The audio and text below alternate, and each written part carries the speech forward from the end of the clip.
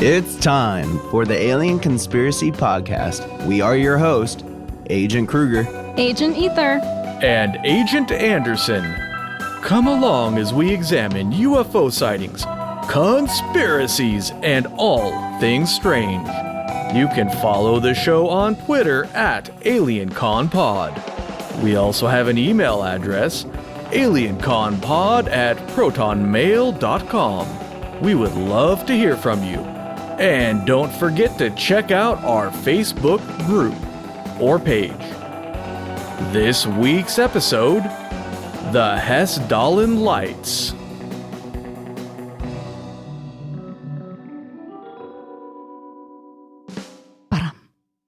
You like that last little drum hit? Didn't feel right. I do.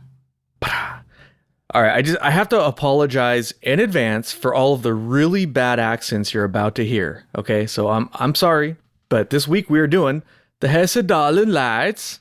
Is that Norwegian accent? I don't know, but I will be making no such attempts. Oh, you're no fun. Don't know. It's pretty cool, eh?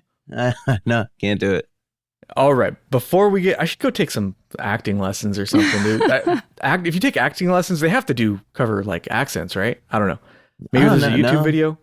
That's like a different branch of the acting world, I would think, where they deal with linguistics and all that stuff. So it's a graduate class, right? I guess. Maybe, yeah. Okay. Honors. Yeah. All right. So before we get started on this week's topic, it's time for strange events, bizarre facts, the unbelievable revealed. This is the mind boggle of the week. The last AMC dealership.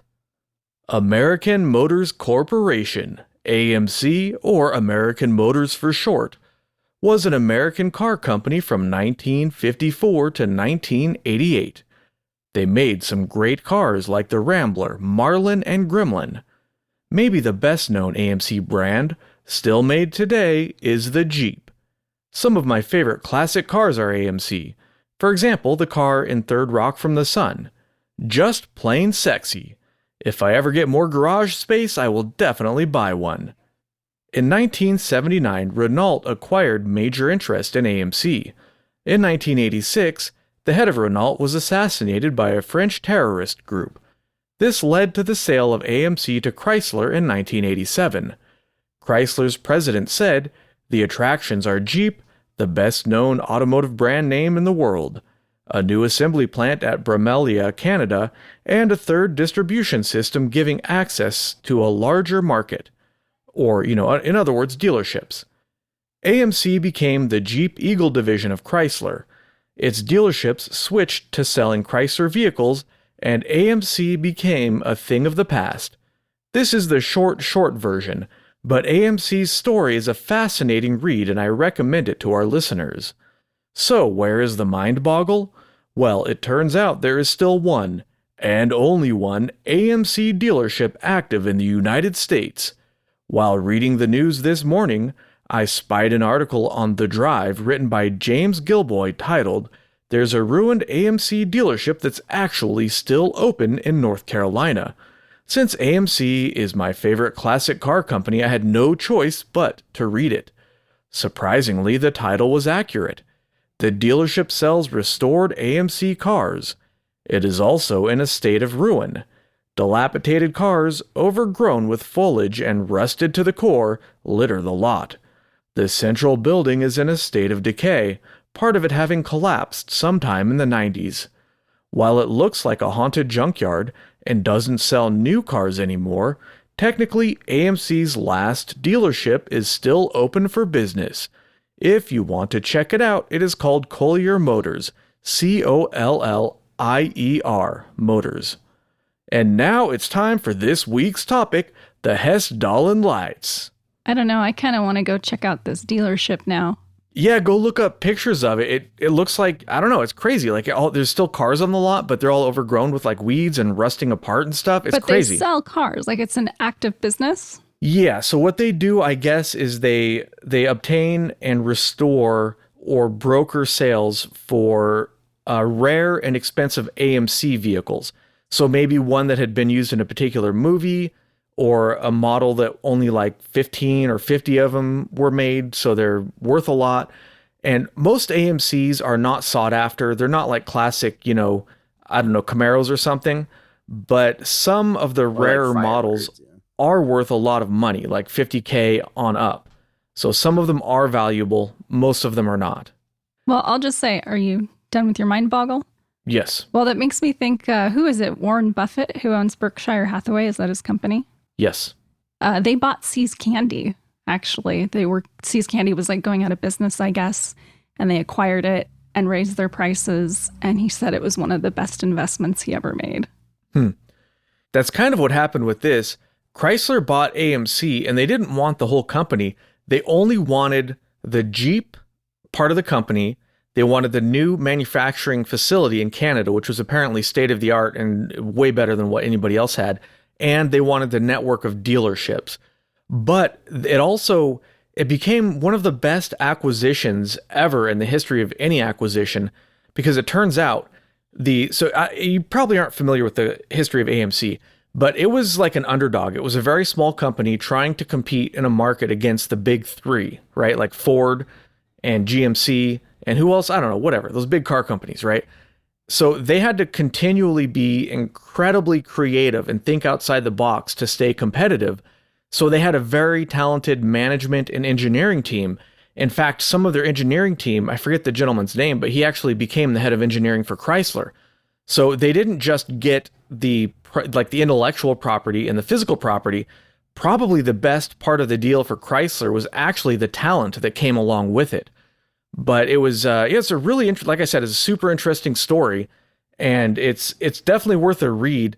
The reason I didn't spend more time on it is because it may not be really appropriate for this show, but it's still like a really fascinating topic. Just the beginnings, the evolution, the trials and tribulations of AMC, how they were able to overcome, all the hardships throughout the years, multiple near bankruptcies, negotiating with the banks. And when they were bought out by Chrysler, they were doing very well. They were not going bankrupt. It was one of their best years ever.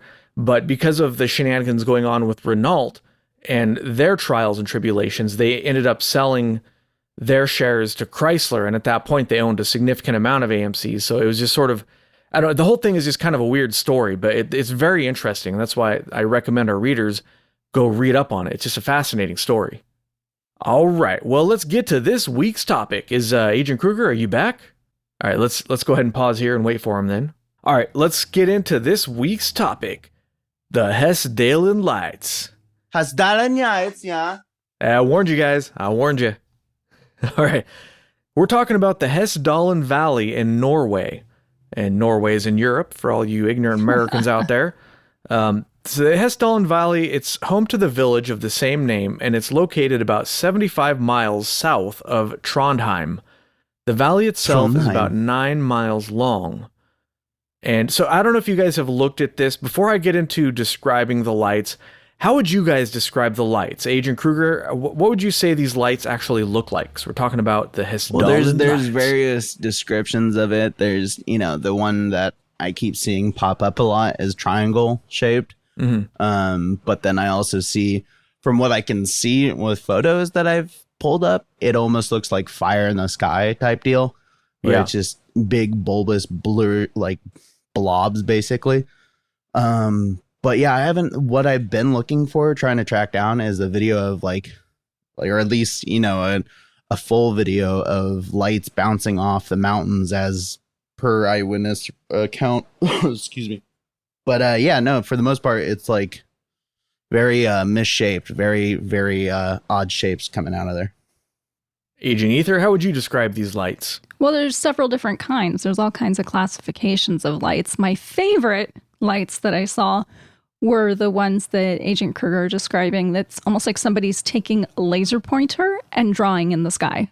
Yes. And there's like a trail that's left behind and maybe like shooting out of it or something, like, and it's really bright, like a bright yellow. Yeah. That's a better description. Let's go with Ether.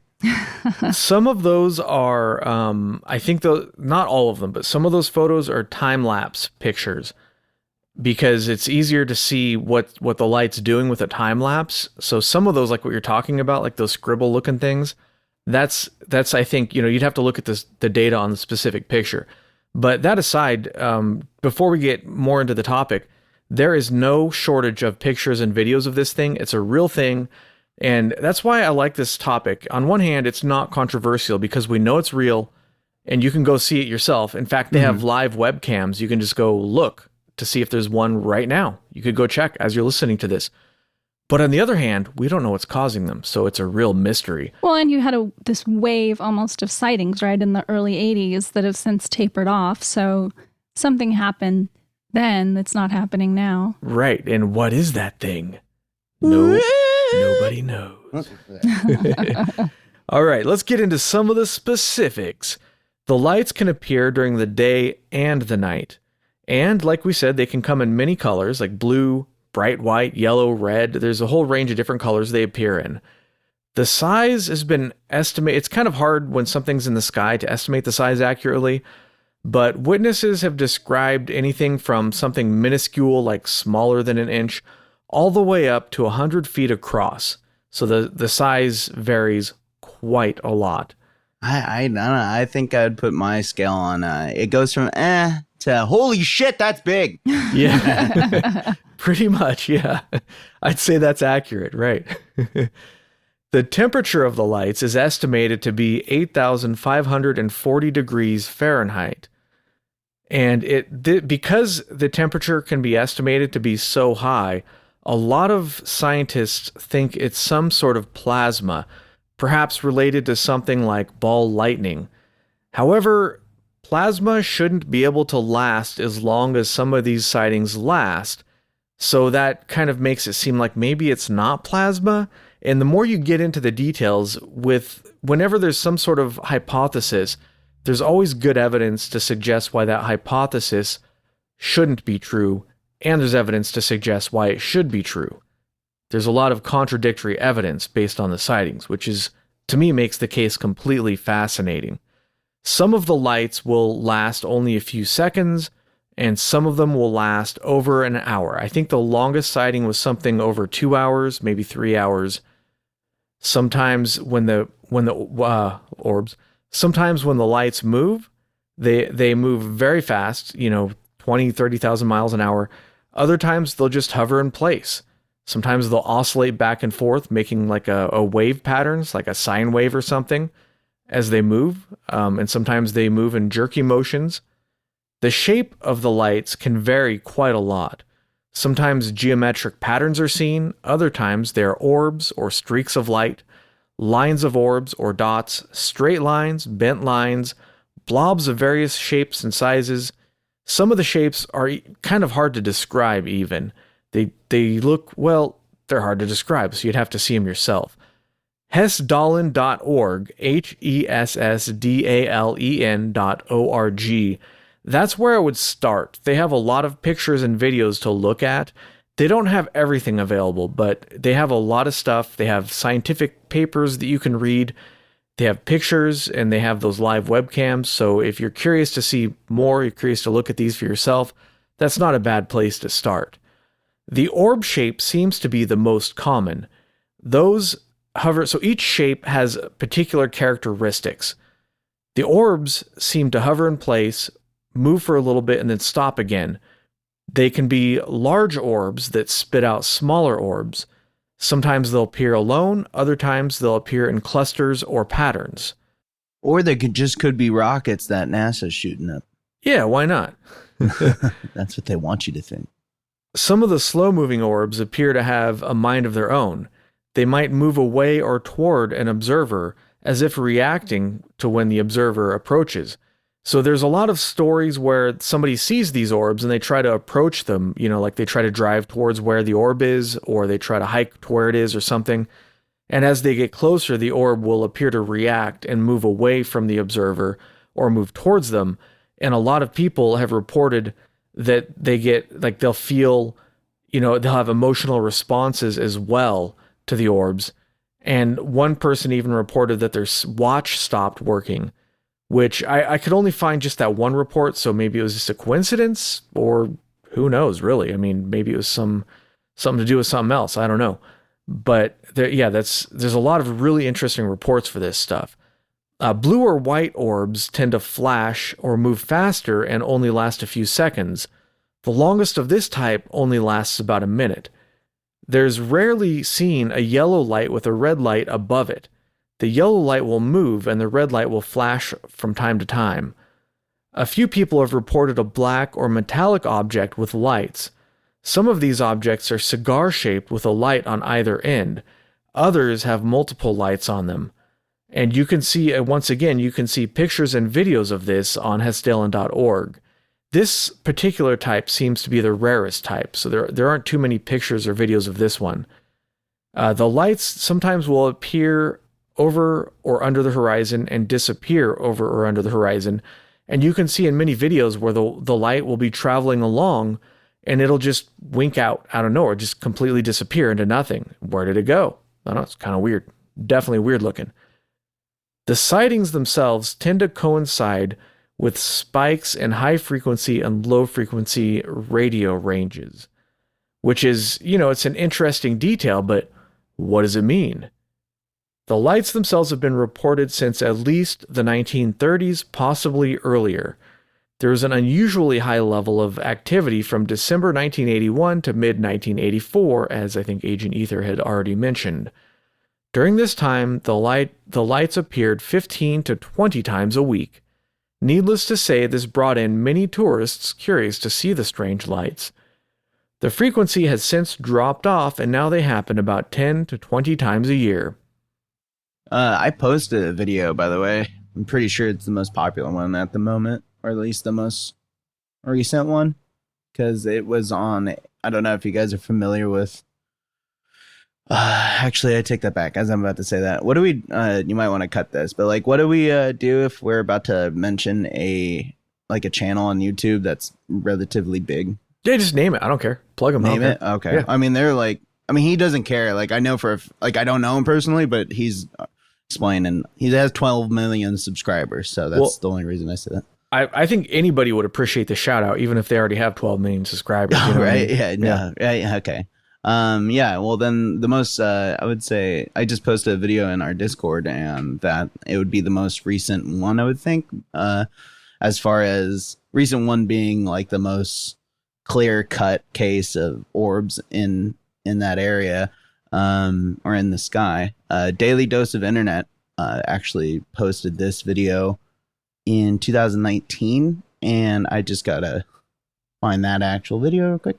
But yeah, it shows, it's titled, though, the individual video, though, it's titled Crazy Lights Over My House 4K, and it's by Lunda Images AS. I'm not sure if I'm saying that right. But yeah, you guys can, apparently this was the 2 rockets that I was mentioning that were shot in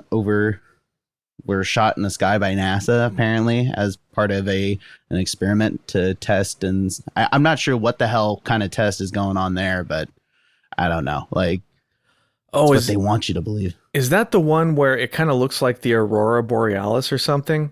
It's kind of like that, but it's orbs, and it's in what looks to be in that area where there would be a lot of a lot of aurora lights. But this particular one, it's like it has 2 sets of 4 orbs, and like these green, like one's green, one starts out, I believe they all both start out pretty bright green, and then one fades into like a blue and starts like coming down in 4s, and it's weird how meticulous it kind of like streaks down from the sky. And I'm not sure what the fuck could they be testing, man? Like, that's so weird. Like, how is that a test? I remember seeing that in the news, and I saw the video, and I thought it was incredibly strange looking. Was that like 2019? I'm 2019, yeah, in April. Yeah, I remember that. And I remember seeing it and thinking, that looks really bizarre, but it also kind of looks like the Aurora. And I remember reading what they said was they were doing some sort of test in the atmosphere regarding the Aurora, but on the other hand, maybe that's just what they're trying to get you to believe. I don't believe it. It's definitely looks really weird, though. Yeah. They would have to be using the same reusable rockets that Tesla has, or I mean you know what I mean? Like, I mean, with that, I mean, what the hell are they using where it's like you can see it streaking down and you can see like the balls of light that are kind of like coasting with it along the object. Uh-huh. And if it's a rocket shooting off, I'm just curious as to it's Well, because it takes a lot of energy from the sun to create the auroras. So how are they replicating that with, what we have down here on Earth? science, yo. We got them science-maticians going. Science-maticians. What the hell? Guess. Sorry, and I just noticed in the video too, there's a bit, like there's a light that like around 124, the 120 mark, 122 mark. As the lights are streaking down, if you look onto the mountains below it, slightly to the right, somebody has like a huge ass flashlight and is like shining it onto the mountainside, and it's completely like, that doesn't look, I don't like, now I'm like, my head's being warped with it. Like, is the scale to like, that doesn't make sense. It almost looks like it's a miniature rock now.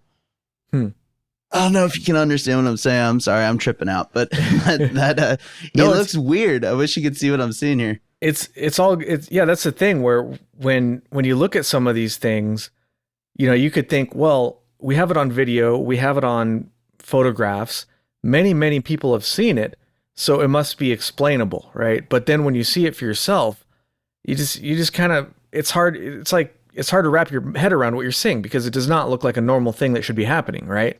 Yeah. I'm telling you, man, you're going to say the same thing. Look at it. Yeah. All right, let's get back to the Hessdalen Lights. Unfortunately, I forgot to mention, Agent ETA is out this week. He's got again. Yeah, he's being a lazy slacker. No, actually, he has he couldn't make it. Unfortunately, he's got something else going on. But hopefully, he'll be back next week. But in the meantime, we're gonna the role or the job of derailing the podcast. We are putting that on Agent Kruger's shoulders, so it is now his job.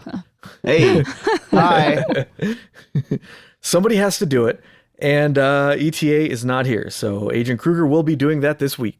Hey, let's do it. Okay, let's get back to the show. I'm the cool substitute teacher. Everybody can get away with stuff. Somebody did an analysis, like just data analysis of the different sightings, and they found that the lights travel on, generally, not all the time, but most of the lights will travel on specific paths or highways, and these generally will begin and or connect known magnetic anomalies in the valley. So by anomalies, I mean there's a lot of mineral deposits and concentrations of things. So there's some parts in the valley that have stronger magnetic fields, and those fields are generally where the orbs will travel from one field to another, or they'll start or end at one of these fields and go towards, something that's not necessarily one of these fields. So what does it mean? I don't know. We'll get to some theories later, but it's just another tantalizing piece of evidence. There have been a lot of studies throughout the years about these orbs because they happen often, or often enough, so there's been a lot of scientific interest. For example, students and engineers ran the Triangle Project from 1997 to 98, and during this, they once recorded the lights in a pyramid shape that bounced up and down. During this project, they have several witness statements from this project, and in general, you can go and see many witness statements. Are you talking about 1999? Or 1999? No, this is 97 to 98. There's a Triangle Project, but yeah, okay. There's like video. Literally hundreds, if not thousands, of witness statements.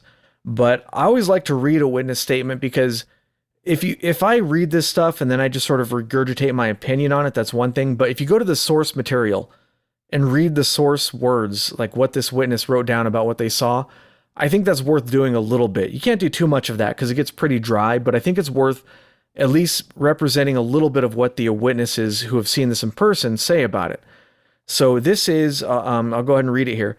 Observation done during the Triangle Project. At 11:45, Akhtar pointed out a red light west of Oyungen, Oyungen, Oyungen. Oyungavan, Andreas thought that he had seen the light 1 minute earlier, but at the time he was convinced that it was the rear light of a car. When Akhtar caught sight of it, he came to the same conclusion. The light was traveling westward, away from Bravo, and at a rather high speed. Akhtar then studied the light through the 200mm lens of his camera. He saw that the light changed color from red to yellow and came towards Bravo at a very high speed. Akhtar explains that the light source seemed to be very big. It covered completely his field of vision through the camera lens, and he was completely blinded. When the object shifted from red to yellow, Akhtar started to shoot with his camera. The light moved back and forth over the Ayungen before it disappeared in the south. That is, it moved in behind, Morkvollhogda,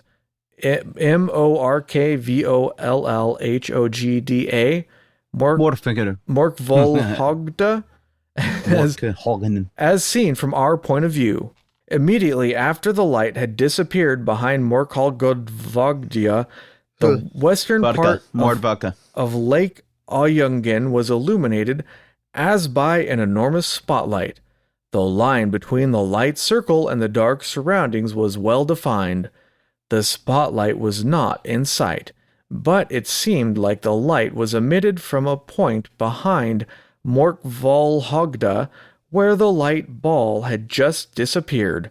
In the middle of Lake Ayungen there is an island. This island was not visible in the dark, but as the spotlight was turned on, we could clearly see the whole island, even details such as trees. This was also the case for the western shore of Lake Ayungen. The spotlight searched the western part of the lake, where, while it was turned on and off, the light was enormously intense. The next part of the observation was by Akhtar Isaac alone, as he studied the dark surface of the lake through his camera. A light circle formed on the lake between the island Stormholland and the southwestern shore. The light was bluish, like the light of burning gas, but not so intense. It resembled more the northern light that is often seen in this part of the country, but far from lighting the sky, this light seemed to be emitted from a submerged source of energy. Both Andreas and Akhtar checked the sky for northern lights, but it was heavily clouded and no reflection from the sky was visible on the lake. The submerged light slowly vanished. Akhtar tried to shoot some photos of the phenomenon, but the light was too faint to expose the film.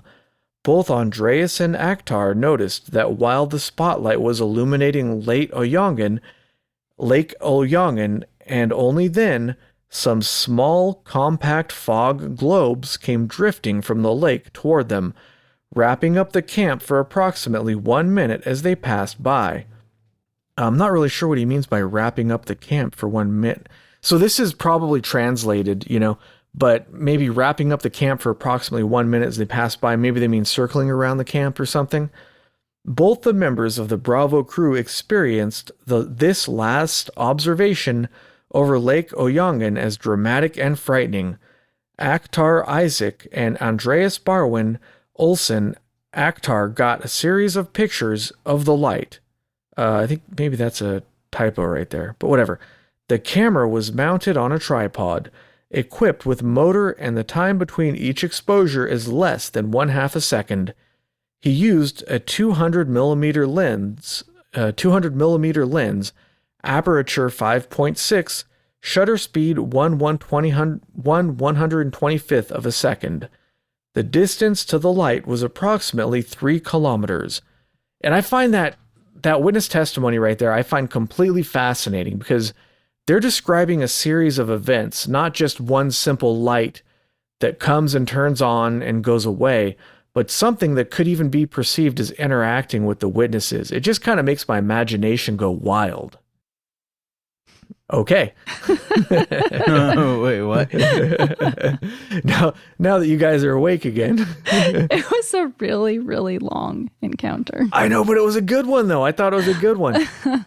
But one thing to point out that that we may or may not mention elsewhere is that these lights, they can vary in brightness by quite a lot.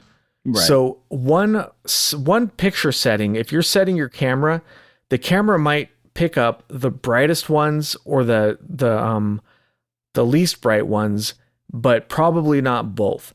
Because if you set it to pick up the really dim orbs or dim lights, then the bright ones are probably going to overexpose the film or the camera. But if you pick it up to where that doesn't happen, to where the brightest ones do not overexpose, then you're not going to pick up the dimmest ones. They're just not going to show up at all in the camera. So that's another reason why it's worth looking into these witness statements, because the pictures and the videos, while very interesting, don't necessarily tell the whole story, and they don't necessarily pick up every single minute detail that might happen in every sighting. A lot of the witness statements, too, they're very similar, even though there's different types of lights and shapes and classifications. The witnesses all seem to, have similar experiences. Yeah, which is highly interesting, and multiple independent witnesses is one of the most important pieces of evidence that you can possibly have for anything, whether it's, a UFO sighting or just, a murder or whatever it is. Yeah, it's necessary. A murder. Murder, yeah. You've been reading too much news in the morning. I know, there's too much, man, the news is not happy. I should just stop reading it altogether.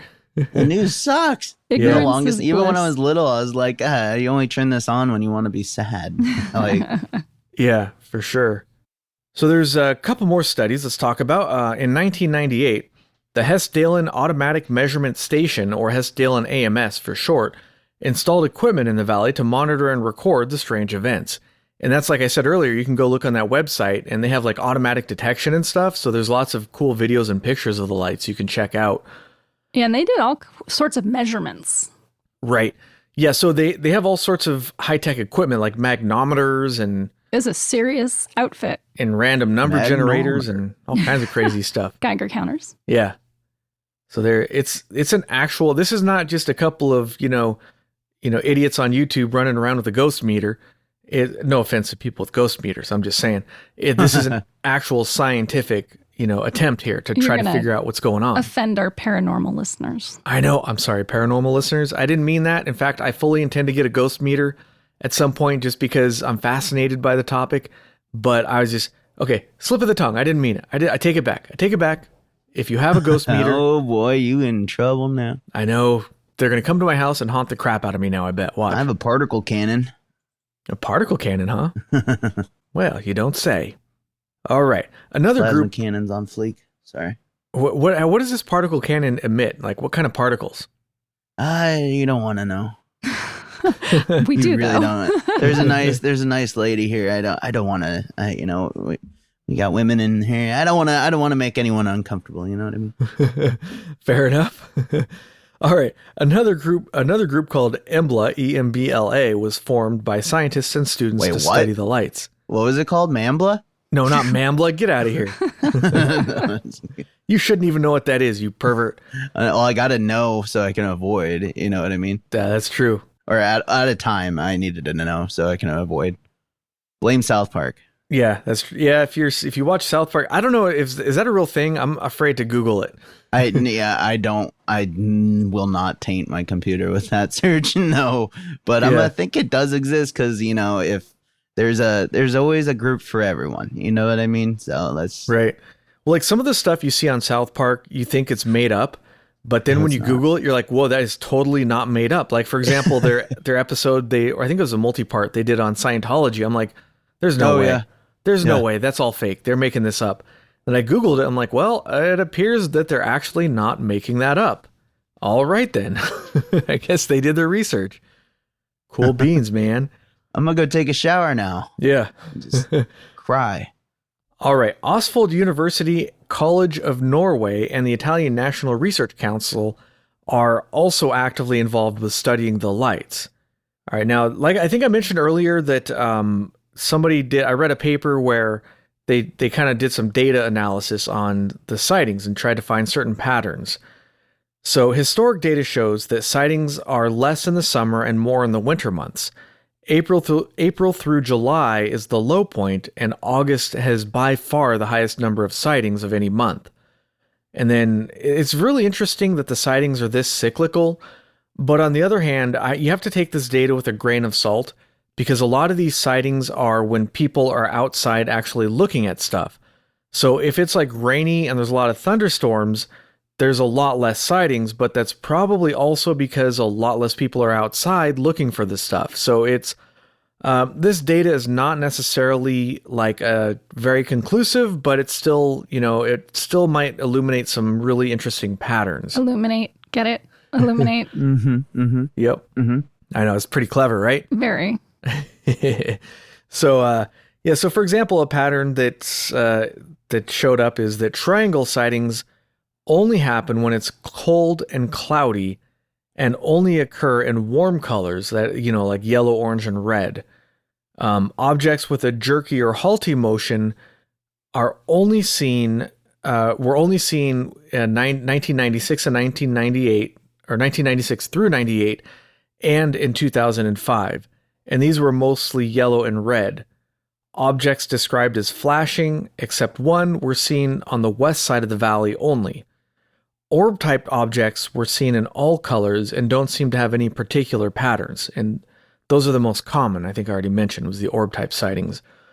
And there's, I don't know if we mentioned, there's a lot of other types of sightings, like geometric patterns. There's even like a double helix type shape described, and just all sorts of just completely bizarre stuff. So it's hard to really, some of these are so rare that you can't really see patterns, but it's just still kind of interesting that you see some really strong patterns with how these things are sighted. Did you guys by chance see those 2 videos I posted? Not yet, no, but I can fire up Discord. Yeah, fire it up. All right, let's fire it up. Let's see here. Because there's supposedly the last one I posted, it's from December 1999, and that, I mean, the time of day, everything that you were just describing, I don't like, it lines up with it. All right, let's fire up Discord here. The only thing I would believe, like, I don't like what the dude who's like, I'm not, it's in the beginning, it's, he's going by the cardinal rule. When you see an object that might be extraterrestrial, is to grab a camera, make sure the camera is really shitty, and just shake the camera as hard as you fucking can as you're trying to zoom in on it. But, yeah. But it's not until it gets to this like middle bit where it shows like a surveillance camera, like a game trail cam or something like that, capturing, that actually gives a stamp of the date and time. Oh yeah, okay, so I see the video of the rocket, which, yeah, that's the one I was talking about for sure. I remember that one. And now let's look at this one down here. Scroll wheel down. All right, let's see. Oh, there we go. Okay. Yeah, so that's definitely, like, that one looked like a triangle. Right? Yeah, that one looked like a Phoenix Lights kind of a deal. That was really weird looking. Yeah, that's why I posted it, because like as you were mentioning it, I threw it up there. Yeah, that's what I mean. Like there's a lot of possible explanations as to what could cause these lights, but there's so many different types of them that it's hard. One explanation is not going to account for all the different types of sightings, which is, it's a really weird thing. All right, so before we get into some possible explanations, did you guys have anything else that you fellas agents wanted to mention about the lights? Nothing to, I mean, I could possibly mention about, like, nothing concrete to say, but like just to throw in, my voice into the matter is, again, we touched, briefly on this in the past with other episodes when it comes to, I don't want to say astral projection and stuff like that, but it was to do with our universe blending in with another, or our reality blending in with another. And could we be seeing, examples of that with these sightings and stuff like that? Or what if those the blurs that we see are exactly that, something trying to manifest itself into our reality? But I'm not. I won't get to. I'll just sidetrack us. And No, that's I'm actually, blanking. I saw that. That's a popular theory. Is it some sort of like interdimensional portal, like the ejection of plasma from an interdimensional portal or this other dimension? Yeah, no, yeah, sidetrack away, man. This is what it's all about, is just kind of saying what if, you know? Right. I Yeah, know, of course. And Yeah. the theories of like some sort of paranormal activity, I mean, that's interesting to me. Yeah, and it's the reason some people think that that's a possibility is because sometimes, like I said, these lights seem to react to people. So how does that make any sense? Why would the lights react to people? Does that mean it's some sort of what? Some sort of something supernatural? Some sort of vehicle? Or, I mean, what, I mean, if it was just like some sort of ball lightning, it wouldn't be reacting to what people are doing, right?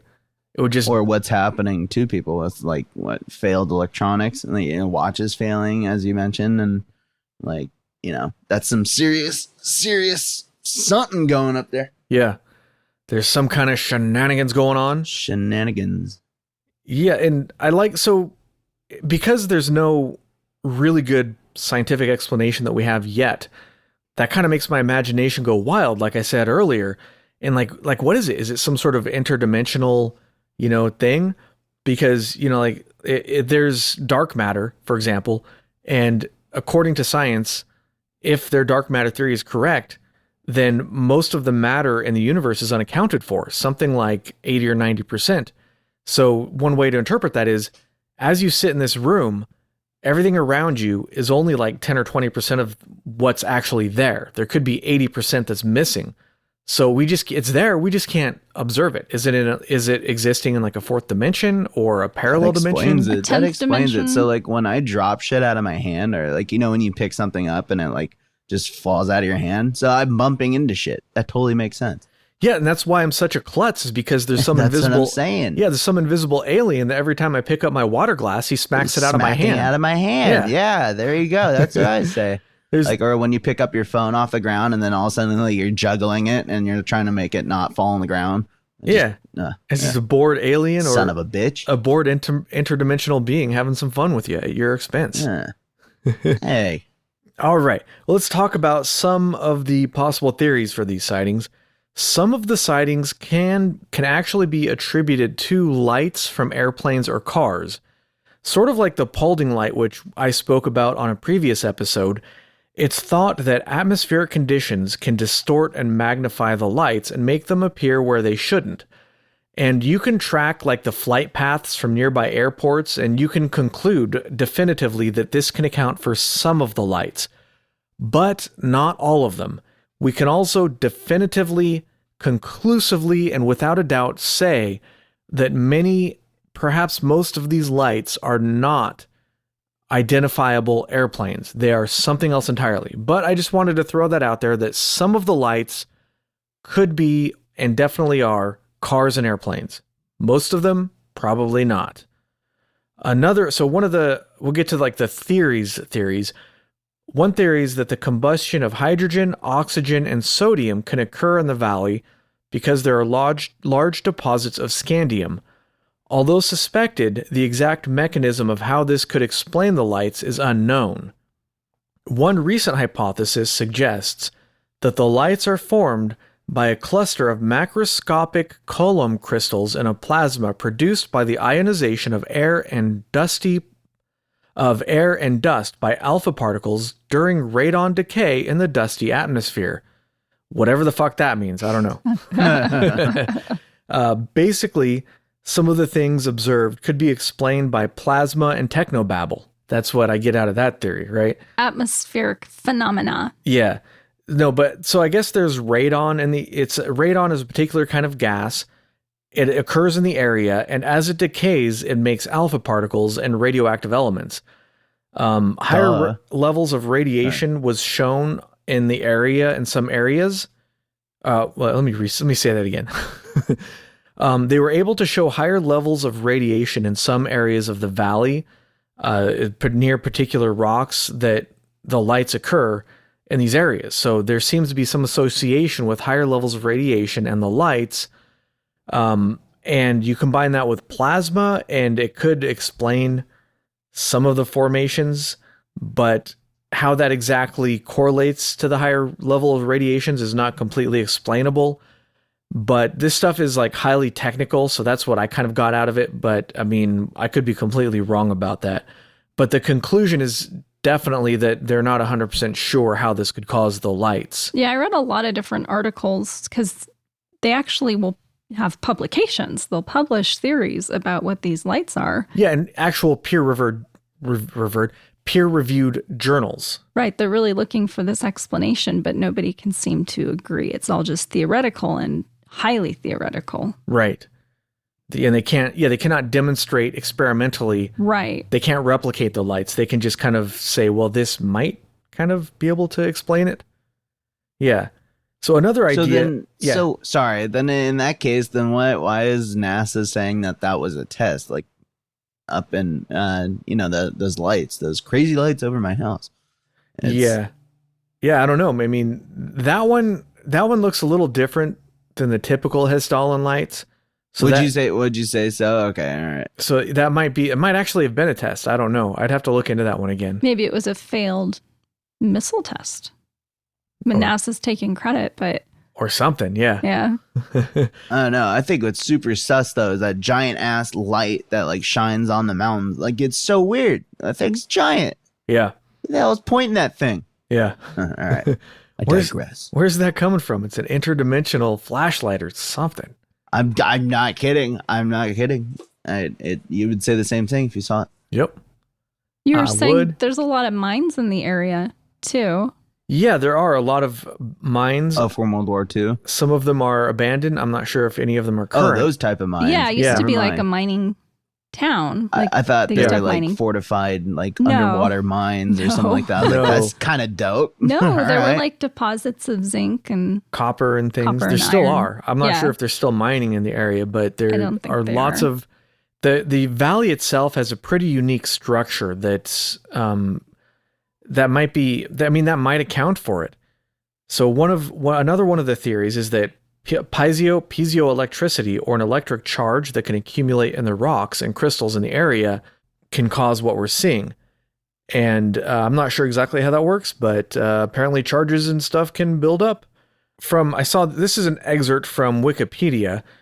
Pavia and Taft have shown a mechanism of light ball cluster formation in Hessdalen Lights by nonlinear interaction of ion acoustic and dusty acoustic waves with low frequency geoelectromagnetic waves in dusty plasmas. Ion acoustic wave is one type of longitudinal oscillation of the ions and electrons in a plasma, much like acoustic waves traveling in a neutral gas. In other words, I don't know what that means. It sounds like they're saying, they're almost saying it's a battery. Yeah. Like it's a giant battery. So I found a battery theory from another website maybe that's what they're talking about, but I'll get to that one in a moment. And so for this particular one, I guess the idea is that theoretically they can predict that light balls would be ejected at 33,000 feet a second, and they observe ejected light balls up to 66,000 feet a second at the speed that they're ejected. So I guess it sort of matches what the prediction is, but again, like I don't have the background at all to evaluate that. Suck sort of my light bulbs, NASA. I don't know what any of those words mean, so it could all be bullshit. I have no idea. Another interesting clue is that the central ball that's ejecting other balls is white, and the ejected balls are always green. So that suggests like a particular element, perhaps, or something. Right, yeah. Yeah, I don't know. I mean, they are testing those immortal plasma engines or whatever the hell they're called, so we can do long-distance space journeys and whatnot. So maybe there's something there, but I don't know. Yeah, something or other. I don't know.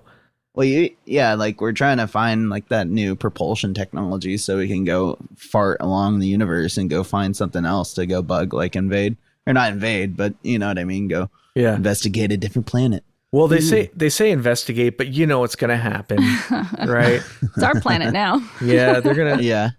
If they find another inhabited planet, we're just gonna go. It's just gonna be like colonialism all over again. You know what I mean?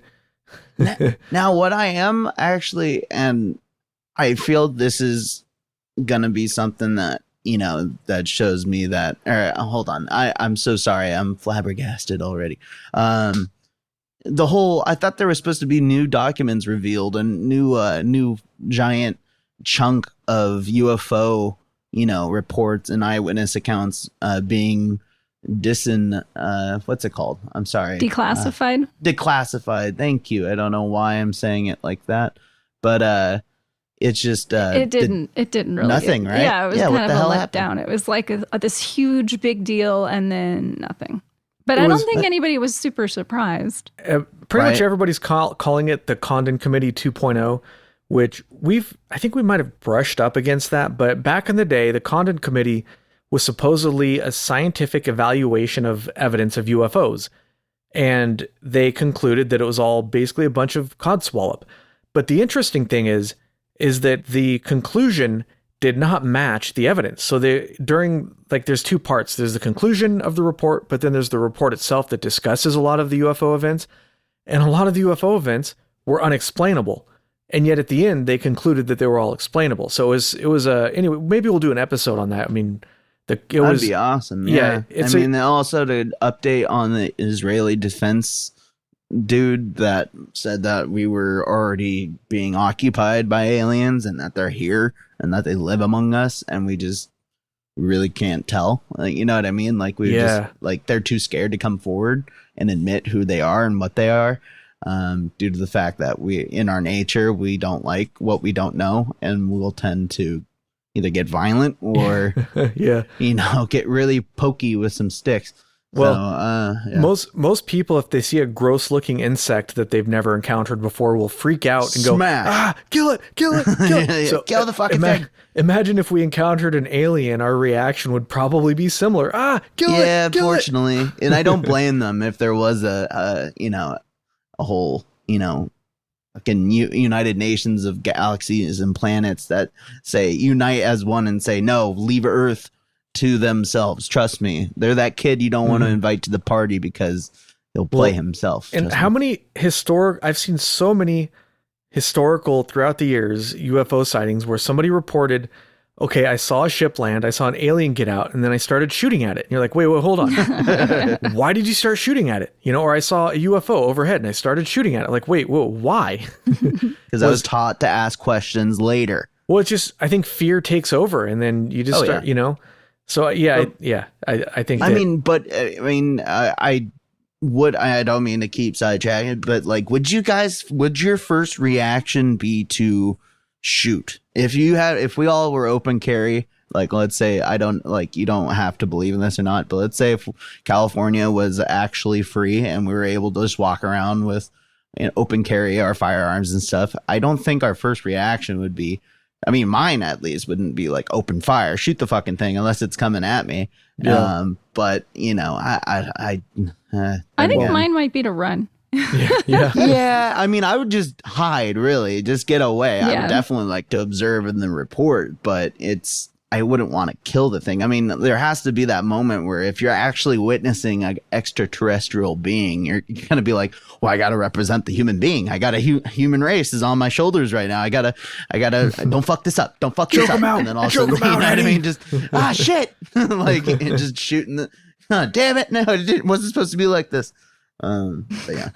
Tragedy. Yeah, super tragedy. The whole, the real invasion begins. Now, also something I would love to be able to cover if we did an episode like that, where we just kind of go back on either promises that were made by our government to declassify things or what individuals said and come back around and see like, hey, did anything go, did actually, or you know what I mean by that?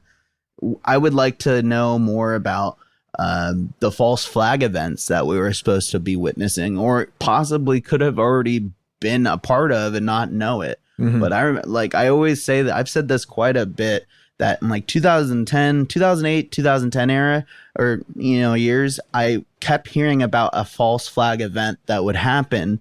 It would be in the form of false alien life or something that would trigger a war type, global type of situation where we'd all go, oh shit, we have to fight against a common enemy, thus uniting and kickstarting a one world government, a new world order. And I mean, I don't like, it's weird. I would like to come back on that. Cause I mean, there was supposed to be, like the depopulation, you can liken that to, COVID, and I don't want to like trip anyone up and, state anything to make anyone nervous, but it's like, we were, the Julian Assange and, the fucking, I forgot the other two, whistleblowers, but Edward Snowden. Yes. Yeah. They were leaking information that and Chelsea Manning. Yeah, there are. Oh, yeah, that's right, Chelsea Manning. But I mean that was, isn't Chelsea Manning? Is that a different? That's not Snowden, right? No. Snowden didn't become Chelsea, right? Chelsea No. was a different individual. That Yeah, became completely somebody different else. person. Yeah, no, I am remembering now. He wore glasses and had anyway. But yeah, point is that we were supposed to be like witnessing and already had this contact with extraterrestrial that would have scared us, and that would have made us provoke, it would have provoked a war. But, I don't, what if that was all put on the kibosh because of the whistleblowers and all the people that were just like, oh yeah, shit, we can't really do that. They're all in it. They all know too much. Now let's just wait. Let's just wait another 10 years and then we'll come back.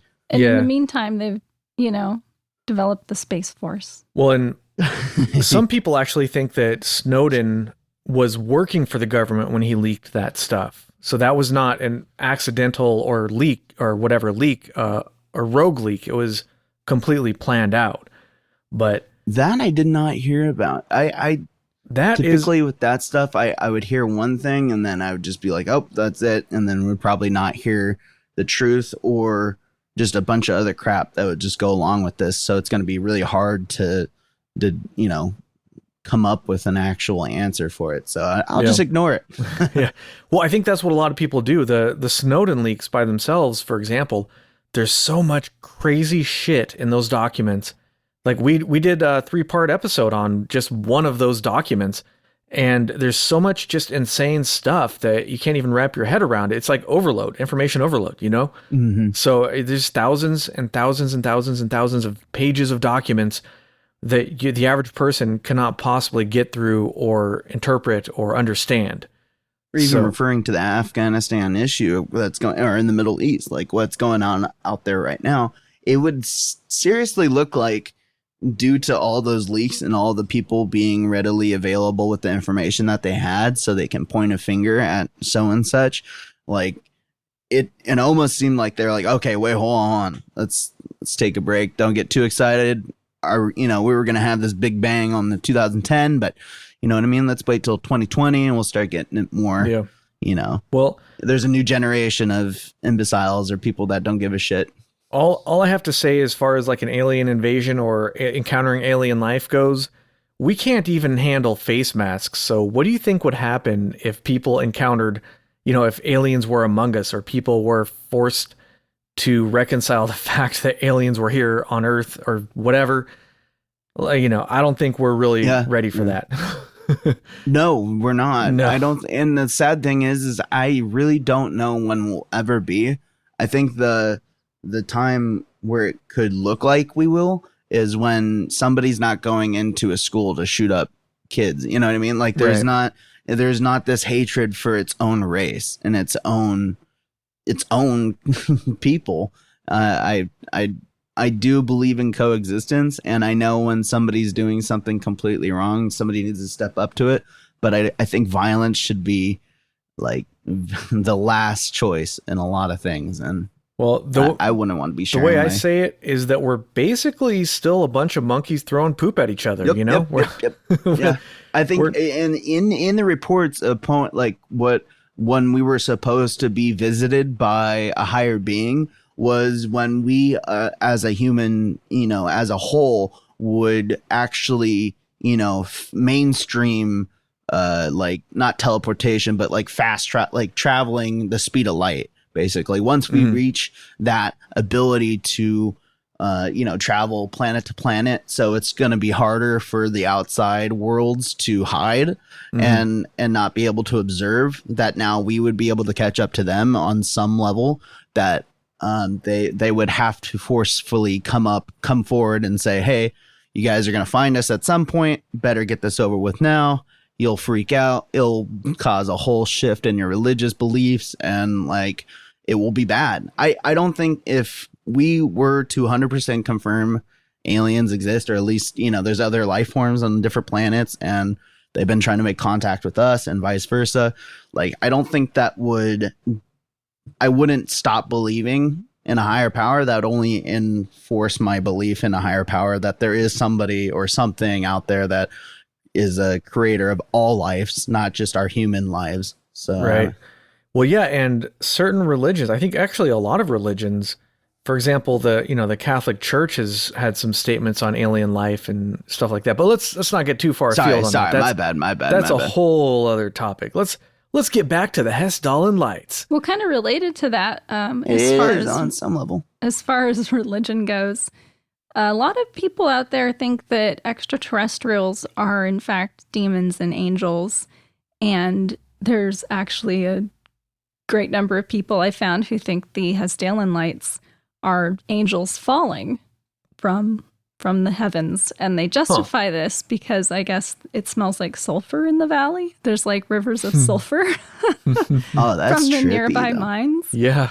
So they're like, well, it's when a demon manifests itself, there's a smell of sulfur and you see all these lights, and they're just fallen angels coming to earth. Oh, and that it's a sign of the impending apocalypse. Well, everything is though, right? End of times. Oh yeah. End of time. We were already dead. We just don't know yet. Yeah. Okay. It's Like, we've always already end of been through times. the apocalypse. This is purgatory. Our last chance effort was to create a simulation, and we all just escaped into a simulation world. Hence what we are now. Yeah. But no. But that too. That also correlates with when the whole them trying to manifest themselves in our reality. It's like I don't know, like, if that could be it, but I think I'd be more inclined to believe. I don't know. Sorry, I'll just shut up. I'm trying to, like, as I'm speaking, I'm asking myself, like, do you actually buy that shit? Like, would you actually, sit there and preach it, or, buy into it? And I probably would, to be honest. Like, I mean, because my brain is so puny. I have to wrap my head around something, something grounded in reality. I think it's extraterrestrials. I think they're actually extracting ore from the mines, and the plasma is left over from where they're beaming it up. Well, it could be. That's what's our most valuable resource for them would be gold, right? Is there any gold mines? I don't think so. I think it's like zinc and iron and stuff. Yeah. Okay. But I don't know why they would come here for gold, because there's like asteroids floating around that are, more gold than we've found on Earth so far. Supposedly, right? Wouldn't that be easier to get than the Earth on gold? Gold on Earth? You're telling me there could be a giant asteroid that lands here and it's just all gold? That'd be fucking dope. Apparently. I don't know. That'd be so awesome. I would absolutely live for that. Yeah, I remember seeing on the news, it was like, this asteroid is worth billions of dollars, and like, we're nowhere near it. Send me up there. I'm going for it. Give me a rope. Give me a chisel. Let's do it. Let's rock it. That's the future, though, sending out, collectors to bring back materials. Yeah. Especially on the moon. Some of helium's so hard to trap on this planet that it actually escapes our atmosphere. But we're not in like a helium crisis or anything like that. But there's other shit that we can pull from the moon. Not an abundance of it, but I don't know. I go to the dollar store sometimes, which, for those of you who don't know, it's a store where everything's $1. Pete, everybody knows what the dollar store is. I don't know. You might live in Australia and you're like, what the hell's the dollar store? Oh, Dollar Tree. Yeah, Dollar Tree. So you go there, and they always have a shortage of helium. They're always like, we can't fill up your balloons for your birthday party because we have no helium. And I know sometimes there's hospital shortages and stuff too. Well, maybe they need the space helium. Exactly. That good stuff. Speaking of space, one of the theories for the Hessdalen Lights is that cosmic rays or cosmic radiation somehow interacts with the unique magnetic properties of the valley. And this interaction allows us to see radiation types that are normally invisible. The exact mechanism of this is sort of speculative, but it's just one of the theories out there. Another one that we were just... Oh, yeah, go ahead. I was just going to ask, would that be messing with their instruments? What that statement was, I didn't hear that correctly. Was it that that those solar winds and stuff like that create the aurora lights are kind of interfering with the ship, and so it's kind of like messing with its decoy. Is that? And did I just completely? No, something that particular theory is more like cosmic rays, which are like little particles or whatnot that are normally not easy to detect, but somehow they interact with something in the valley that makes you allows you to see them somehow. It becomes visible to the human eye. Okay, for sure. Never mind. Which I don't know. Another theory is that it's some sort of artificial light, a UFO, whether it's terrestrial technology or alien technology. And this is because, like I said earlier, it doesn't behave the way plasma should behave. Plasma should not be able to last for like an hour. It should cool down very quickly. It shouldn't just float around. So it could be some sort of vehicle, terrestrial or otherwise. But this is just highly speculative. We don't really know. And seeing as the sightings went back to all the way to the 30s, maybe even earlier, I feel it's unlikely it would be terrestrial technology. And if it was alien technology, why would it be so localized? Why would they only visit this one area? It just doesn't seem to make a whole lot of sense. But I figured I'd throw that out there because it's a UFO, and technically this thing is sort of a UFO. We don't know what it is, and it's flying. What if they choose that area because it's a neutral area? Yeah, it could be. It's like, there's less likelihood of somebody being violent over in the Norways, Icelands, and Swedens. That could be. Okay, another interesting idea is that it has something to do with earthquake lights. So earthquake lights are when there's an earthquake in an area with basalt or other specific types of rock, it can cause lights in the sky, and they're not entirely unlike the Hessdalen Lights, although they're not all that much like it either. But while there are not a lot of earthquakes in the area, in fact, if you look at, there's an earthquake map you can see online, there are almost no earthquakes in the area at all that could cause the lights. But the valley does have the same type of rocks that can cause earthquake lights. So the thought is that perhaps there's some kind of relation here, but what that is exactly, we don't know. Because in order for earthquake lights to happen, the rocks need to be stressed in a very specific way. But maybe there's something in the area that's unique to this valley that is putting stress on these rocks, and we just haven't figured it out yet, and it's causing something like earthquake lights.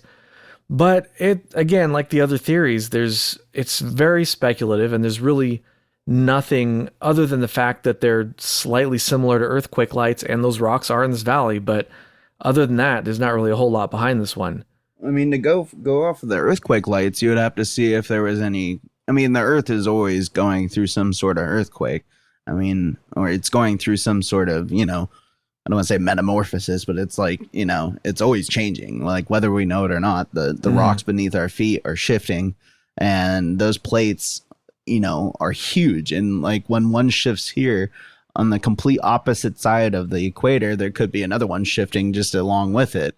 Now, like, I mean, I would say to back up that theory, we would just have to check any Geiger counters, or, you know what I mean? Like we would have to, not Geiger counters, I'm sorry, but we would have to look up for any of the devices that can tell if there's any earthquakes happening. I would always think that those were accompanied with lightning, though, because it would create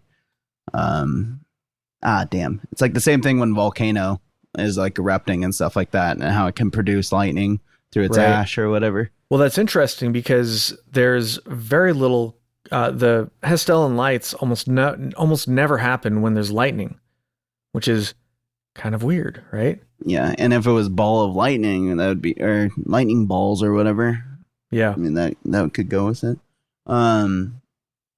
Damn, I had something I wanted to add on to that, but now I completely forgot, and now I'm putting my foot in my mouth. So. All right, so I just have two more theories. One of them is that it's the massive static electricity buildup on the mountaintops caused by wind. How that exactly works, I'm not sure, but that's maybe the lights are some sort of arcing electricity. And the last one I have is the battery theory that I think we mentioned briefly earlier. So one side of the valley is rich in iron and zinc, and the other is rich in copper, or the mountains on either side, I should say. They form the anode and cathode of a battery. Sulfur from the mines leaches into the river in the middle of the valley, and this acts as the battery acid, completing the circuit.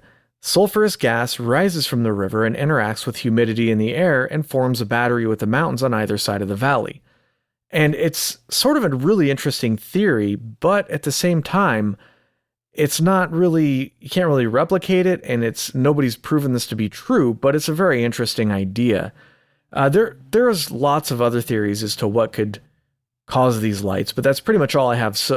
Or that's all I have for this show, because you could go on and on, but at some point they're all very similar, and there's really no point in mentioning all of them, Yeah, I read a lot about just different atmospheric phenomena. So I had to read up on, I guess there's all these lightning effects, and I didn't know about them. Like there's, lightning-induced sprites and blue jets, and they're upwardly discharging above thunder clouds, and they're pretty short-lived, but I didn't know anything about them. And then I got to look at all these pictures of these amazing light shows, basically. And I'm like, they're nothing like the Hessdalen Lights, but they're still fascinating. And I kept getting sidetracked reading about this topic because I was like, wow, that's so cool. And I was reading about how the ionosphere changes in thickness during the day and the night, depending on, how much sun it's getting.